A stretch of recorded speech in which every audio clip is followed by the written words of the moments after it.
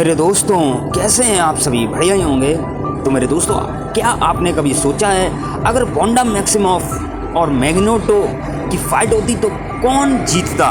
तो आइए मेरे दोस्तों देखते हैं। तो मेरे दोस्तों, दोनों ही एक्समैन यूनिवर्स के बेहद पावरफुल म्यूटेंट हैं और कॉमिक्स में ये दोनों पिता और बेटी के रूप में भी हमें दिखे हैं कुछ कहानियों में। तो आइए पहले जानते हैं पावर कंपैरिजन। इसमें है पहले मैग्नेटो, मास्टर ऑफ मैग्नेटिज्म का एब्सोल्यूट कंट्रोल है। वो मेटल्स, इलेक्ट्रोमैग्नेटिक फील्ड्स और प्लैनेट लेवल मैग्नेटिक फोर्स को मैनिपुलेट कर सकता है।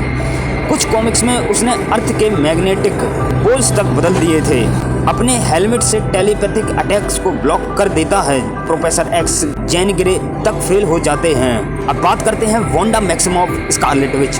पहले सिर्फ प्रोबेबिलिटी हेक्स पावर्स थी, लेकिन बाद में उसे चाउस मैजिक और रियलिटी वार्पिंग पावर्स मिली। House of M story line में उसने 3 शब्द बोले, नो मोर म्यूटेंट्स, और पूरी दुनिया के 90% म्यूटेंट्स को पावरलेस कर दिया।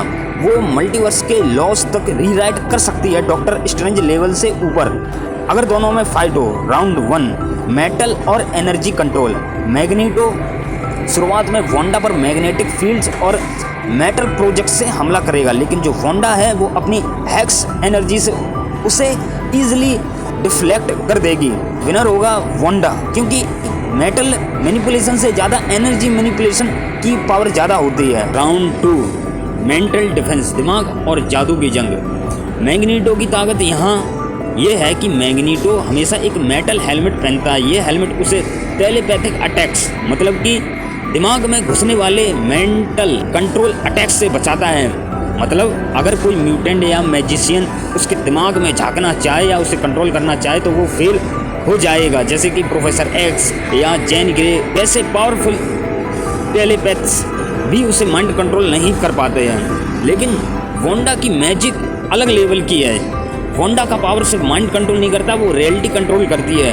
वो चाहे तो दिमाग नहीं बल्कि पूरा सच रियलिटी बदल सकती है। जैसे अगर मैग्नेटो की पावर मेटल कंट्रोल है तो वांडा रियलिटी बदल कर कह सकती है अब मेटल एग्जिस्ट ही नहीं करता है। मतलब मैग्नेटो की जो पावर है वो खुद बेकार हो जाएगी।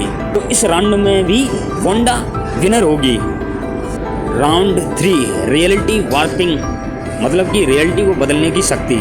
रियलिटी वार्पिंग का मतलब होता है हकीकत को अपनी मर्जी से बदल देना। मतलब दुनिया के नियम जैसे कि physics, gravity, life, death, time, सबको वो रीराइट कर सकती है। उदाहरण के लिए वो चाहे तो आसमान को लाल कर दे या किसी को जन्म से मिटा दे या पूरे ब्रह्मांड को एक नया वर्जन बना दे।